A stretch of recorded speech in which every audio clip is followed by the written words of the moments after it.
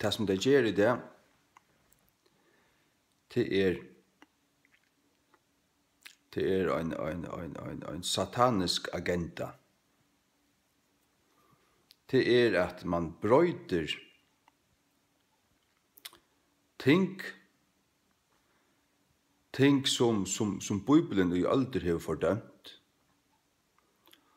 og men som folk ikke vil hava.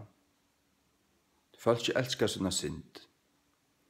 Så gjør man bare til at man gjør tingene et nytt navn, og hadde jeg sånn sammensatt seg folk ikke tatt til høyre et nytt navn, og et navn som noen ganger har hørt før, eller et år, så fer det inn i et plass i høylandet, men så hvordan vil det definere til ut fra ødlån setningene og definisjonene som du hører om til.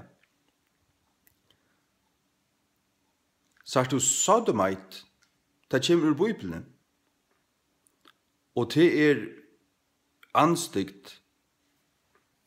Han gav konger han rekta ut. Det skal ingen hårda finnes av Israels døtrun, og ingen sodomitter.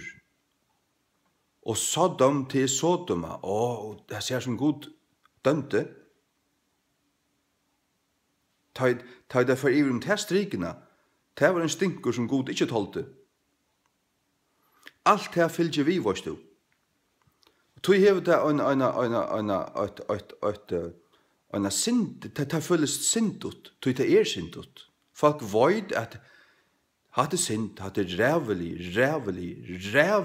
synd, og i Guds nøs. Fyrtøymen som trygg var god, og her var viring for Bibelene. Men så kommer man ved en nødgen året samkjent. Og så definerer man det av jøgne fjellmillene og jøgne til kringvarpe. Samkjent, det varst. Og det føles helt øvelse, men det det samme. Altså akten, synden akkurat den samme. Avløyngene, dømeren og Guds nøs det akkurat det samme. At det øyder sodomi, at det øyder ikke samkjentene, som tid av å kalle det, at det øyder sodomi.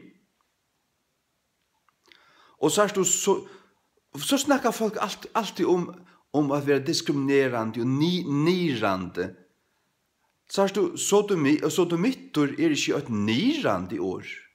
Det ikke nirande, men det ekvelige syndot. Og ut fra Bibelen sjálvare, så det fordømende. Bibelen fordømer det. Og hvis jo en person en sodomitter, så må han kunne kalles en sodomitter til det hva han Han har sjálvur gjørst det. Han har sjálvur valgt å være det. Han en sodomitter, så han en sodomitter. Og så får han dømen som god djever sodomitten.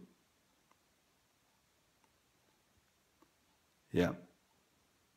Så jeg sier til for at de skulle skilje alt dette her.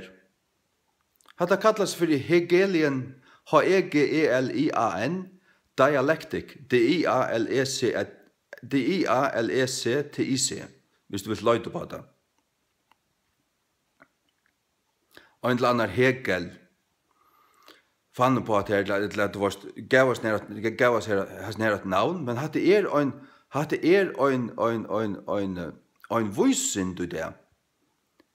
Av tøymen som får oss vid social engineering, tøymen som vilja brøyda opp på folkamassan, flyta, tar heva nokkur avvis mål, til å få folk som holdt borstur fra det som Bibelen har sagt, og sier, tog jeg tar vilja skapa en nødjan heim, og til en heim utan god.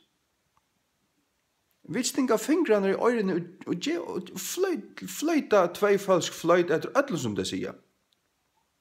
Jeg har ikke sjøvnar på haft nå et halvt år, jeg sagt det slett ikke. Hvis det okkur særligt, så ferdig inn av KVF og lurst etter det i Viggo. Og det sier meg ikke. Ikke en pinn, altså, hvordan så veit nok lunda hva gang fyrir seg landet noen? Jeg blei jo jøgnen bløyen i øyne fyrir så kvar det skrell. Så lukkast du ikke i utskriften her. Ok. Ikke fortelle meg hva, jeg vil ikke vite meg. Jeg vil vite hva det ender Syria og Torskalandet og vi NATO og vi Russland og vi vil vite hva hender her. Det er veldig tøyntene. Ta har du slett kring hvertene. Så hadde det. Nei, hold fast ved Bibelen. Faderen av Bibelen var seg nauer. Bestilt der en King James fra Cambridge. Edla fra avpublications.com. avpublications og i øynene.com. Det melder mest vi. Her først hun gav av Bibel. Her har vi bestilt båar munner. Her har vi bestilt båar munner Bibler. Ser her. Og King James only. I neste ikke alexandriska Bibler. Jeg råkner det ikke som Bibler. Til det.